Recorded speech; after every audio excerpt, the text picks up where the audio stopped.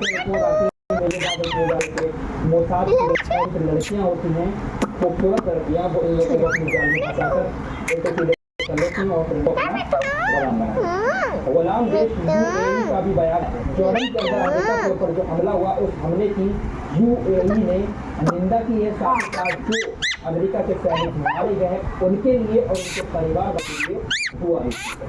साथ ही साथ गुलाम यूएई ने ये भी कहा कि पूरी तरह से घायल हैं, हम उनके जल्द से जल्द ठीक होने की भी दुआ करते हैं। फिलिस्तीन के लिए तो कभी भी यूएई जैसे देशों की तरफ से ये स्टेटमेंट नहीं आया कि इतने सारे लोगों की मौत हुई है। हम अल्लाह से दुआ करते हैं उनके परिवार वालों